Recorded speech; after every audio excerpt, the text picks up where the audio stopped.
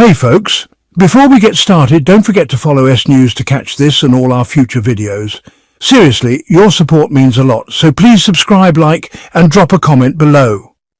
Iran has once again found itself at the center of a major international scandal, this time directing its anger at Azerbaijan and Armenia.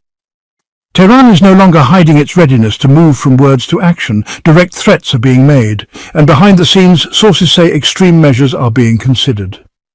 The trigger? Plans to create a United States-backed corridor along Iran's border, a project seen there as extremely dangerous. But is the South Caucasus really on the brink of a new large-scale war? A new conspiracy is heating up in the region, and this time it's not just about diplomacy. It's military as well.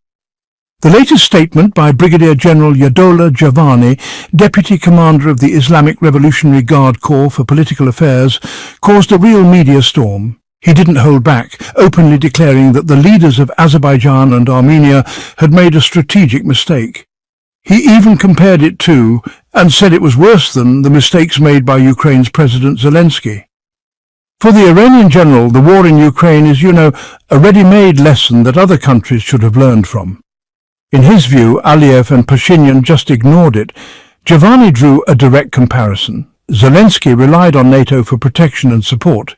But in the end, his country found itself in a long, exhausting war. Now, Javani believes the Azerbaijani and Armenian leaders are repeating the same mistake. Only this time, it's the United States they're relying on. According to him, if Zelensky challenged Moscow and got a military response, then Aliyev and Pashinyan are risking dragging their nations into an equally devastating confrontation, only in the Caucasus. Javani's main accusation centers on the so-called American Corridor project on Iran's border. He made it clear that Tehran will not allow it. His speech wasn't a diplomatic warning, but a direct promise, or more accurately a threat. The general argued that this corridor wouldn't just be a transit or logistics route, but a fully functional tool for United States influence in the region, one that Washington could use to pressure Iran, Russia, and even China. He stressed that Russia would also refuse to tolerate such a project, meaning that if necessary an entire axis, Iran, Russia and China, would oppose it. This, he suggested, shows that the geopolitical situation around the Caucasus is already shifting, with major players entering the scene. Javani emphasized that Ukraine's experience followed a similar pattern, ignoring Russia's position, turning to the West, and clinging to the illusion that powerful allies would rush to the rescue against any threat. The result, he said, was tragic. Political and economic collapse, along with heavy human losses.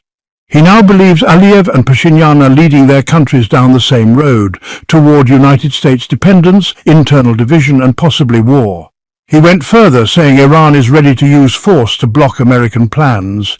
His tone grew sharper as he warned, the Caucasus will become the graveyard of Trump's mercenaries, clearly implying that any potential United States intervention would face direct military resistance. Javani's words reflect Tehran's long-standing view that any expansion of United States influence along its borders is an existential threat. This is not Iran's first warning to its neighbors, but this time it sounded particularly severe, largely because the region is already unstable. Armenian-Azerbaijani tensions are flaring, peace deals are being made or sabotaged, and mediators are active. All of this, Javani claims, paves the way for outside interference. Iran sees this not just as a threat, but as a direct attempt to encircle it with new military and political footholds. Militarily, Iran's threat to shut down any corridor is, pretty credible. It's got advanced air defenses, powerful missile forces, and well-trained ground troops, all of them within striking range of the Caucasus. Politically, Tehran also has this network of allies and partners it can use to apply pressure indirectly, so, any escalation might not actually look like direct clashes, but more like local crises and attacks through proxy forces. For the United States, Russia and China, the Caucasus is a strategic region, but for Iran, it's also its own backyard, where any foreign pressure is basically seen as a threat to the nation's survival. And that leaves the big question, was Javani's statement just rhetoric, or a warning of what's to come? Is this just a scare tactic aimed at Baku and Yerevan, or is it a direct sign that Iran is genuinely ready for a military scenario? History shows that in situations like this, Tehran often backs its words with action. If the United States tries to push ahead with the corridor project, Iran will likely start with diplomatic and economic pressure. But honestly, military steps could follow quickly. The problem gets worse because both Armenia and Azerbaijan have shown, especially in recent years, a willingness to maneuver between major powers while still depending heavily on foreign aid. Yerevan leans on Western support, while Baku traditionally looks to Turkey and to some extent the United States. For Iran, that means American pressure could come through either Armenia or Azerbaijan, basically doubling the threat. In short, we're looking at a highly explosive mix here, an unstable region, overlapping interests of at least four major powers, a willingness to use force, and most importantly, a clear pretext in the form of the United States Corridor Project. With global instability and the ongoing war in Ukraine, the Caucasus could easily become the next hotspot for a global confrontation.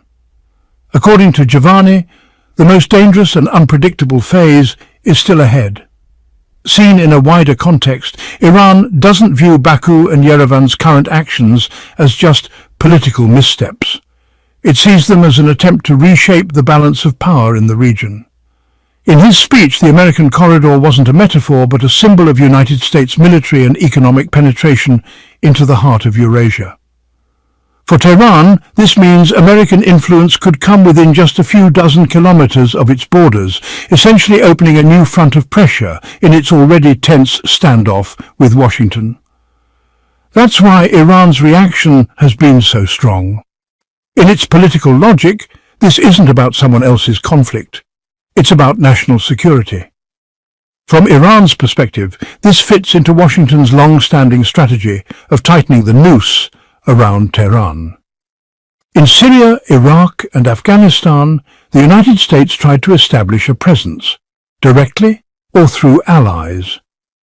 The Caucasus has remained hard to reach, but if the corridor plan succeeds, the United States would gain not only a military foothold, but also a logistical route for rapidly moving troops and resources into a region where American, Russian, and Chinese interests clash sharply. That would make the situation dangerous not just for Iran, but for the entire post-Soviet security structure. Turkey's role also matters, even though I didn't say it outright. It's clear Ankara would be a key player in any Azerbaijan-related scenario. Turkey is a NATO ally of the United States, but also works with Russia in several areas, often balancing between East and West. However, in the case of the corridor, Turkish and American interests might align, creating an extra challenge for Iran. Tehran has long viewed Turkey's growing influence in Azerbaijan as a threat, and combined with a United States presence, it would amount to a double blow to Iran's position. If United States plans in the Caucasus go ahead, the region's logistics will change deeply. American control over transport routes, rail, highways, or energy infrastructure could cut Iran out of several economic projects it's developing with Russia and China. That would mean not only a military squeeze, but also an economic one, hitting Tehran hard under the weight of existing sanctions. So, my words can be seen as a warning that Iran is ready to defend not only its borders but also its trade routes. There's also a symbolic element. The Caucasus is historically tied to Iran, and losing influence there would be seen not just as a geopolitical defeat, but as losing part of its historic sphere of interest.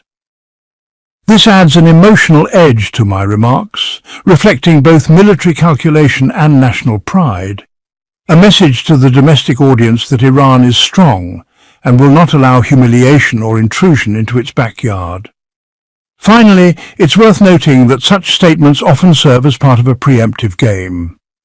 I'm not just reacting to events, I'm shaping the framework for a future conflict.